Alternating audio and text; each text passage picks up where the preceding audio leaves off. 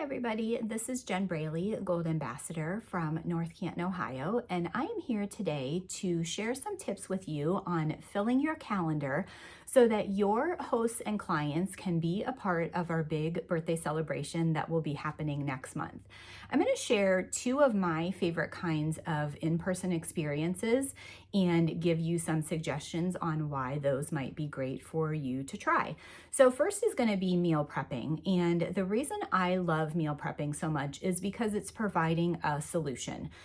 When the guest goes home with all the meals to put in their freezer, they're going to be happy that you have given them options to use for their dinners, and you have saved them time, stress, and money. And who wouldn't want that? Also, when they use those meals and they've enjoyed it, they often come back for more because when the freezer is empty, they get kind of stressed like they were in the first place of not knowing what to make for dinner. So it's a great way to get repeat business. Your hosts are going to be happy because they had a great time at the meal prep with their friends. They also have a freezer full of food, and they are going to get lots of free products. And we typically find that the host rewards for a meal prep are a lot higher, and that's because my guests are usually making two purchases. The first purchase is when they buy the products that they're actually going to use at the meal prep, but once we're done prepping, I always sample products, and they tend to buy more food that they can take and use for, entertaining or whatever. So the host is going to get more free product because of higher sales. Everybody's happy because they have freezers full of food. When that food is gone, they typically come back. So you're having a full calendar, and it's just a win-win for everybody. So meal prepping is definitely my favorite style, and I'm going to encourage you to give that a try if you have not in the past. If it's definitely a no for you to do a meal prep, then I'm also going to suggest an in-person taste testing. And the in-person taste testing is actually what our company was founded on. It's a great way for your clients to get together, have fun.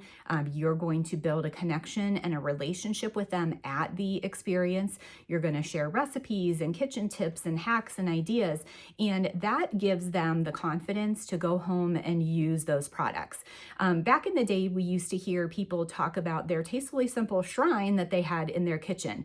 They had products that they never used. It got pushed to the back of the cupboard and they didn't know it was there, or they were saving it for a special occasion. Well, our products are for everyday use. They are for special occasions as well, and also great for gift giving. But what you really want is to arm those customers with the knowledge of how to use those products as soon as they arrive, and you want them to rip into that box and eat them and then come back for more. So by having that in-person experience, you're getting that relationship foundation started, and then they are more likely to come back to you if they have a great experience with, what they've purchased.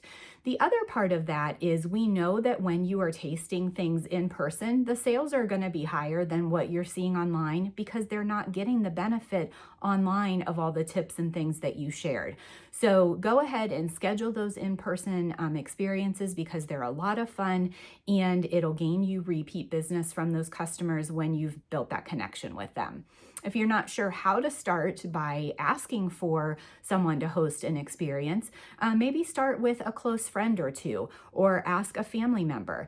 The key to that, though, is to make sure you are keeping the focus on what's in it for them. You want to show them that having the experience is going to be a lot of fun. It's a great girls' night out.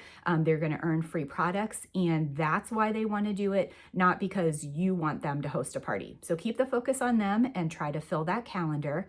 I'm going to challenge you to see if you can get at least one or two things scheduled here for the month of May, and then aim for at least one or two, perhaps at the beginning of June. Once you've built that consistency, it's really easy then to keep adding to the calendar and not having to constantly start over. So I'm going to wish you good luck and try to get those events scheduled so that you can have fun with our 30th birthday celebration.